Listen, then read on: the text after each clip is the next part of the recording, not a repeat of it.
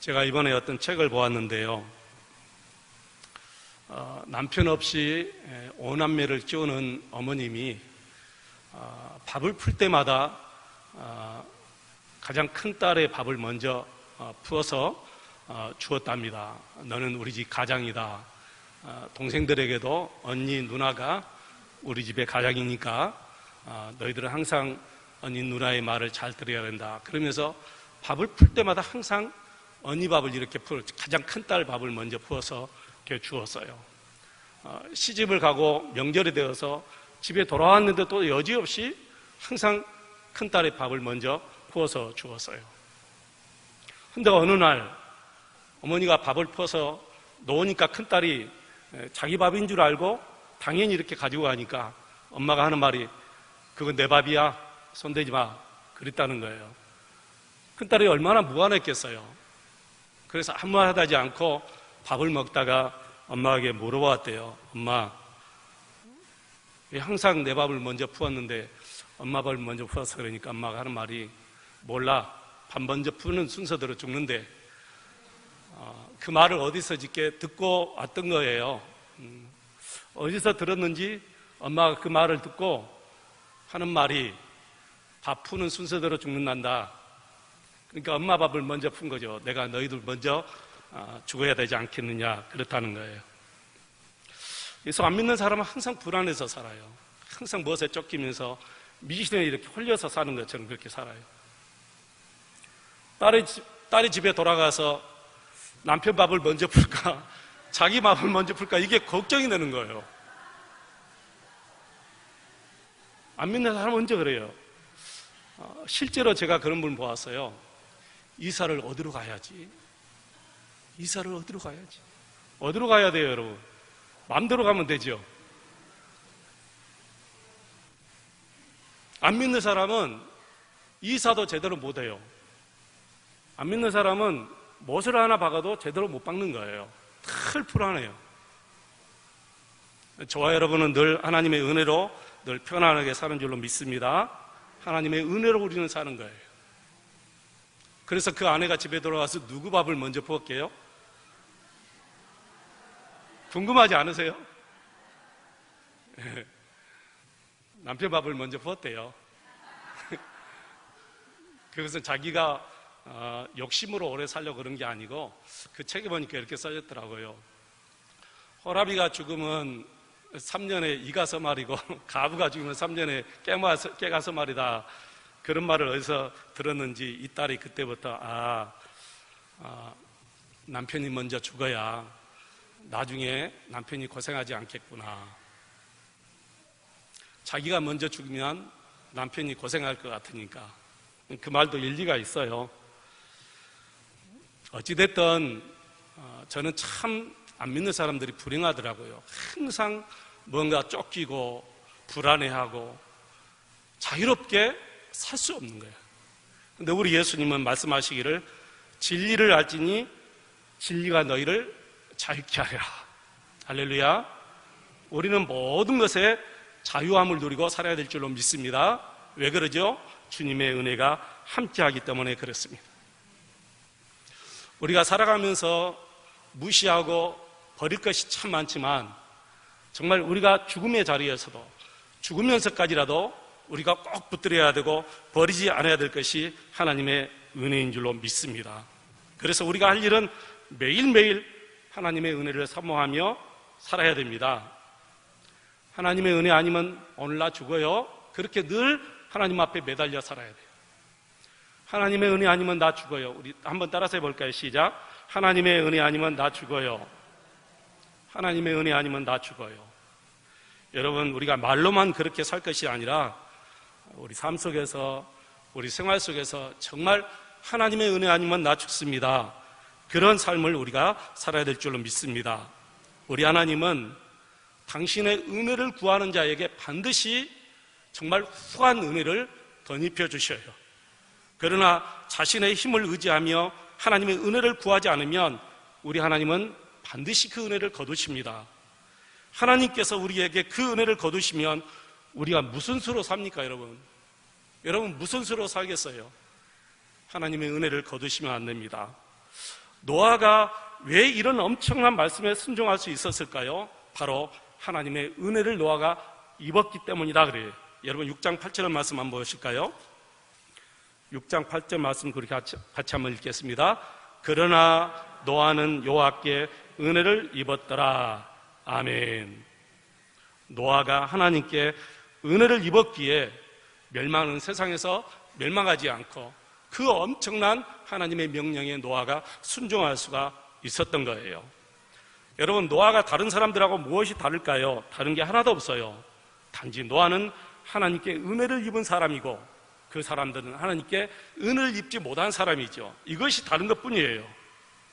저와 여러분이 하나님의 은혜 안에 있기를 원합니다. 은혜 아니면 하나님의 말씀에 순종도 하지 못해요. 이번 부흥회 때 저와 여러분이 받은 은혜를 소멸하지 않기 위해서 늘 하나님의 은혜를 구하고 그 받은 은혜에 늘 감사하며 순종하고 살아가시기를 축원합니다. 우리가 하나님의 말씀에 순종하지 못하면 또 예전의 삶으로 돌아가고 또 예전 생각을 가지고 살아갈 수밖에 없어요. 그래서 저와 여러분이 무슨 말씀이든지 그대로 하나님의 말씀에 순종해야 돼요. 노아가 살아가던 시대의 사람들은 영웅 호걸들이었습니다. 그래서 그들은 하나님을 무시했습니다. 하나님의 은혜를 구하지 않고 오로지 자신들의 지혜와 자신들의 기술, 자기 자신들의 힘을 의지하고 살았어요. 하나님과 전혀 관계없이, 아무 관계없이 자기들 스스로 자기 인생을 계획하고 그리고 혼자 결정하고 혼자서 살아갔어요. 여러분, 이런 사람들의 머리에서 나오는 것은 항상 악한 계획과 생각이다, 그렇게 성경은 얘기해요. 그래서 그들은 하나님을 두려워하지 않습니다. 하나님을 두려워하지 않는다는 것은 이미 하나님의 은혜가 그들에게서 떠났다는 것이지요. 여러분 마음속에 하나님을 두려워하는 마음이 없다는 것은 정말 그것은 무서운 일이에요. 하나님의 은혜가 떠난 그들의 삶은 성경에 뭐라 했습니까? 오늘 11절 12절에 보니까 부패했다, 그렇게 말하죠. 저들의 심령이, 저들의 마음이, 저들의 생각이 부패했다는 거예요. 예전 성경에 보니까 세상에 죄악이 관영했다, 그렇게 나왔어요. 죄가 가득했다는 거예요. 마음속에, 생각 속에, 그들 모든 삶 속에 죄가 관영했다, 차고 넘쳤다. 그런 땅은 반드시 망합니다. 그래서 13절 17절 보시면 멸절한다, 멸한다, 그렇게 나와 있죠. 근데 재미있는 단어가 하나 있어요. 이 부패와 11절 12절에 나오는 이 부패와 13절 17절에 나오는 이 멸절한다, 이 단어가 원어에는 같은 단어로 나와요. 신기하죠? 이 말이 무슨 말이냐면은 부패하면 반드시 스스로 멸한다는 거예요. 그게 같은 단어로 나와요. 여러분, 부패하고 타락한 생활은 누가 멸하지 않아도 스스로 멸망을 자초해 가요. 우리 하나님 앞에서 지악이 갈 때까지 갔습니다. 정말 돌이킬 수 없을 정도가 됐어요. 하나님도 그들을 멸망하지 않으면 안 될 그런 정도가 돼버린 거예요. 그래서 하나님께서 회복이 불가능한 인간들을 멸망시키기로 작정한 거예요. 그런데 우리 하나님은 당신의 그 계획을 누구에게 설명해 주죠? 노아에게 설명해 주어요. 저는 여기서 그 사실을 깨달았어요. 노아가 하나님과 얼마나 친밀했으면 그 엄청난 사건의 계획을 노아에게 설명해 주었을까? 여러분, 친밀하지 않으면 속에 있는 말 못합니다. 정말 그래요. 부부간에도 친밀하지 못하면 속에 있는 말 못하죠. 친밀해도 많은 말을 안 해야 되겠지만 정말 친구들 간에는 친밀하지 못하면 말 못합니다. 근데 친밀하면 얘기를 다 해요. 다 할 수가 있어요. 저는 이 말씀 보면서 그 생각이 확 떠올랐어요. 노아가 하나님과 얼마나 친밀히 동행했으면 이런 엄청난 사건을 노아에게 미리 알려줄까? 그래서 9절 말씀 보니까 분명히 노아가 하나님과 동행했다, 그렇게 나오죠. 여러분 6장 9절 한번 보십시오. 이것이 노아의 족본이라. 노아는 의인이요 강대의 완전한 자라. 그는 하나님과 동행하였으며. 하나님과 친밀히 동행했기 때문에 하나님이 노아에게 그 모든 사실을 다 알려주고 너와 너의 가족이 구원받을 수 있는 방주를 지으라, 그렇게 말씀했습니다. 성경은 노아는 하나님 앞에 의로운 사람이라고 했잖아요. 이 말은 노아의 삶이 완전하다 그런 뜻이 아니고 하나님과 올바른 관계를 맺고 살아간다 그런 뜻이에요. 하나님 앞에 의로운 사람이 어디 있겠습니까? 하나님 앞에 완전한 우리의 행동이 어디 있겠어요? 우리는 하나님과 늘 올바랐고 의로운 관계를 맺고 살아가는 삶을 살아야 됩니다. 여러분, 소돔과 고모라를 멸망시킬 때 역시 우리 하나님께서 아브라함에게 미리 말씀해 주셨잖아요. 그때 아브라함이 소돔과 고모라에 자기 조카 롯이 사니까 아브라함이 그 하나님의 계획을 듣고 하나님 앞에 바로 무릎 꿇고 기도했어요. 하나님, 소돔과 고모라 살려주셔야 됩니다. 하나님, 소돔과 고모라 구해주셔야 됩니다. 근데 결국에는 소돔과 고모라의 의인 10명이 없어서 멸망했습니다. 우리 하나님은 노아에게 무슨 말씀을 하셔도 노아는 다 순종할 것을 미리 알았어요. 여러분, 우리도 그렇지 않습니까? 내가 누구에게 부탁하면 저분은 나의 이 부탁을 들어줄 거야, 그런 분이 있고 그렇지 않는 분이 있어요. 여러분, 노아는 하나님이 아는 사람이에요. 노아는 내가 무슨 명령을 해도 분명히 순종할 것이다 라는 것을 우리 하나님이 알았어요. 그러니까 노아에게 그런 엄청난 명령을 하였죠. 여러분, 생각해 보세요. 노아가 아무 기계도 없어요. 톱이 변변치 않는 톱이 있었을까요? 어떤 톱이 있었겠지만, 망치가 있었겠지만, 오늘날처럼 이렇게 좋은 톱과 망치와 이런 기계들이 전혀 전무할 때잖아요. 정말 아무 기계도 없이 손으로 짓기에는 너무 어려운 미션이에요. 그럼에도 불구하고 하나님께서 노아에게 그런 명령을 내렸다는 것은 바로 노아가 하나님의 말씀에 순종할 수 있는 사람이었다는 것이지요. 어떻게 알았을까요? 바로 친밀한 동행 때문에 안 거예요. 하나님과 노아가 친밀히 동행했기 때문에 하나님이 노아에게 무슨 명령을 해도 노아는 순종할 것이다, 그것을 알아챈 거죠. 노아는 하나님의 약속을 받고 하나님께서 명령하신 대로 방주를 만들기 시작합니다. 주위 사람들이 얼마나 노아를 비난했을까요?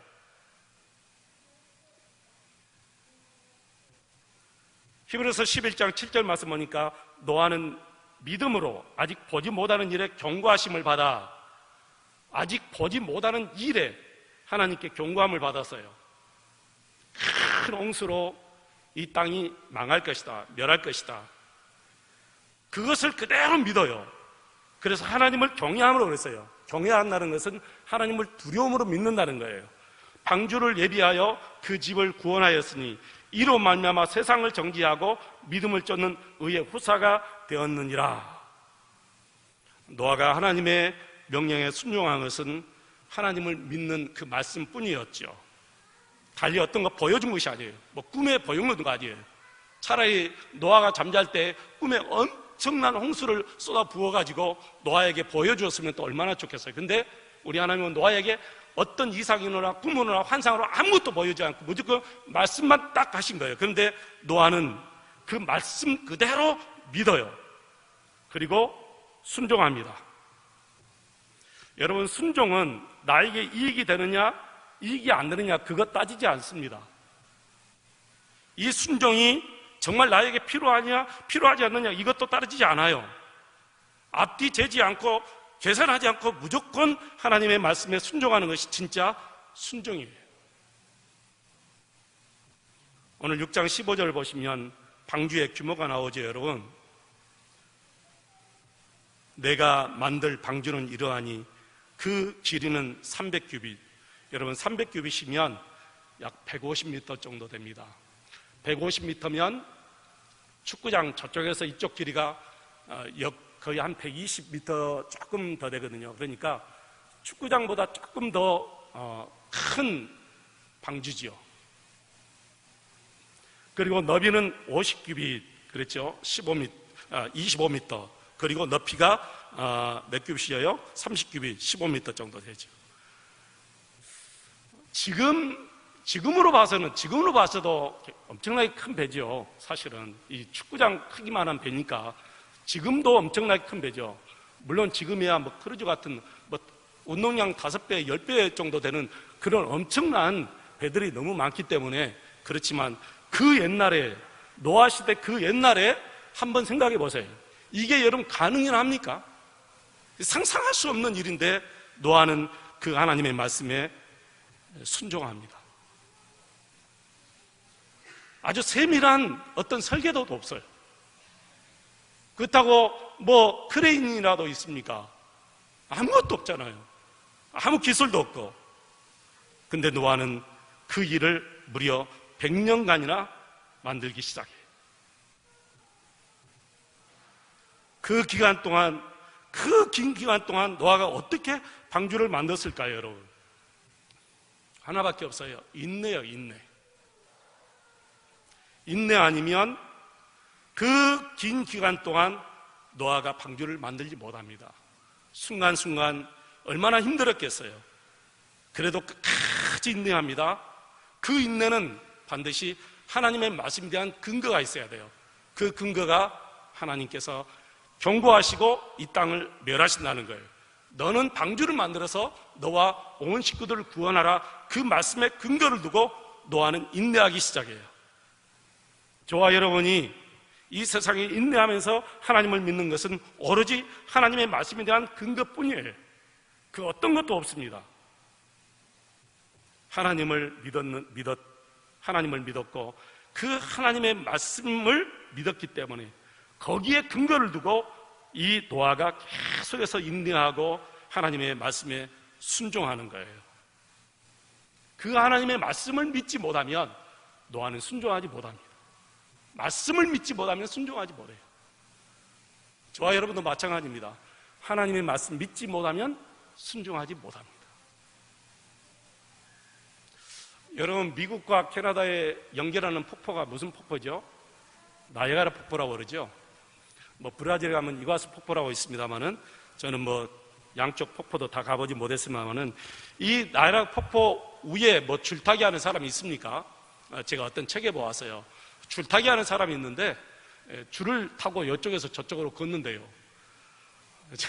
저는 아무리 심장이 강심장해도 못할 것 같아요. 아무리 줄을 잘 탄다 해도 어떻게 거기서 여기 줄을 타고 왔다 갔다 하죠.